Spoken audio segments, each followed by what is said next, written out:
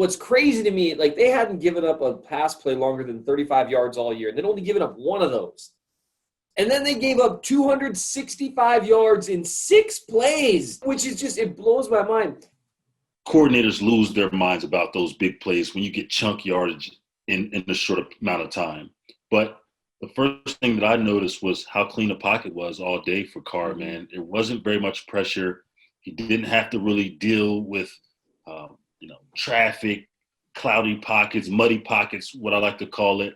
A lot of these throws, he was able to drop back, step into it, and throw. And then on the ones where there were pressure, it was a lot of single coverage. You see where Ruggs, runs straight by the safety. I mean, he pretty much, Carr has to throw that ball up in half the field and see if this kid can run underneath it. Those aren't really accurate throws, or accuracy throws, I should say. So that's the combo for me that pops out immediately is the Chiefs have to turn up the defensive pressure with the front four or bring in 5, because if you let these NFL quarterbacks, even the guys who we consider not to be elite, if they have time, they can shred a defense as well. I was looking at that first big touchdown to Nelson Aguilar, and what's interesting to me, they did try to send an extra guy, but the Raiders picked it up perfectly. They had the protections called right, and they took a shot. And it looked to me like on a lot of plays where the Chiefs did try to dial up, you mentioned the Ruggs touchdown, they tried to dial up a cover 0 look,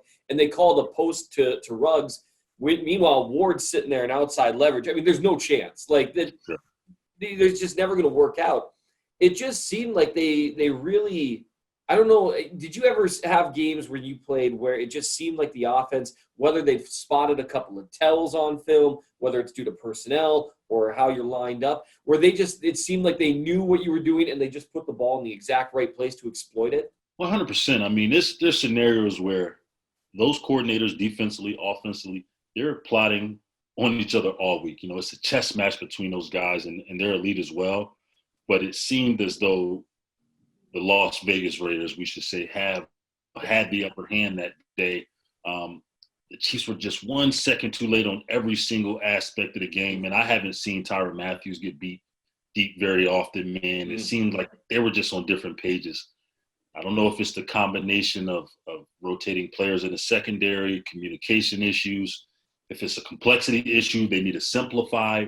Right. But clearly, for me, if I was a player, if I was a Kansas City Chiefs, I wouldn't be panicking, but I would definitely be dotting my I's and crossing my T's to make sure these type of games don't happen, and big plays, 5, 6 of them don't happen in the game, because that type of defensive performance will get you beat. People really, after the game, were talking about the offense a lot, and I understand, they only put up 8 points in the second half, but the reality is they scored 32 points. Right. They were in position to come back at the end. They just needed one defensive stop, and they couldn't get it.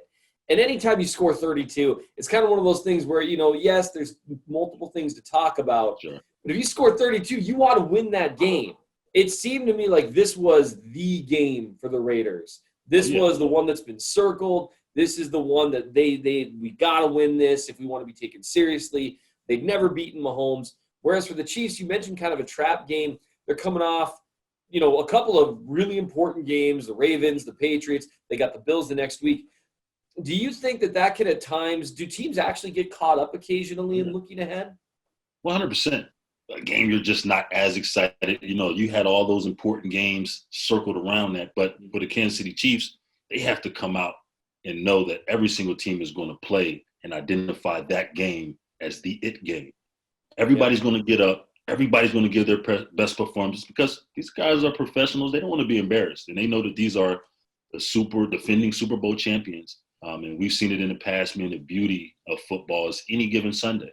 It takes one weekend to not be on not be on point, and you get to go home. So I hope for the Kansas City Chiefs, and I truly believe with their coaching staff, they'll dot these deals and get it together, clean up what they need to, and they'll come out. Man, I feel bad for the Buffalo Bills. Yeah, they both got some stuff to play for, because the Bills got embarrassed by the Titans, and so it's going to be a real interesting performance there.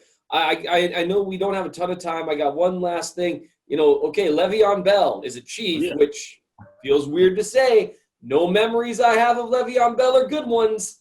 Right. And a lot of bad ones, actually. And so I'm curious what you think he brings to the team. I wrote about him this week, and I think what people don't realize is that Edwards-Helaire has only taken about 65% of the snaps so far. And right now, the rest of those snaps are going to whether it's Darrell Williams or Darwin Thompson. And I'm guessing they're going to look to probably do some kind of split thing like they originally wanted to do with Damian Williams. I'm curious what you think of Bell as a Chief. Yeah, man, I'm excited to see it. I think it'll be a move for him. He'll have to be very careful, I'll say, to put the ego aside. He's coming to an established team with established players and leaders mid-season. Hopefully he's in a position mentally, to just take on his role and attack it because he has the skill set. I have a lot of respect for his game. Yep. Unbelievable pass catcher, pass blocker. Yes. And, some of those other things that go under the radar, Le'Veon Bell is really good at, man. I think he'd be a great addition.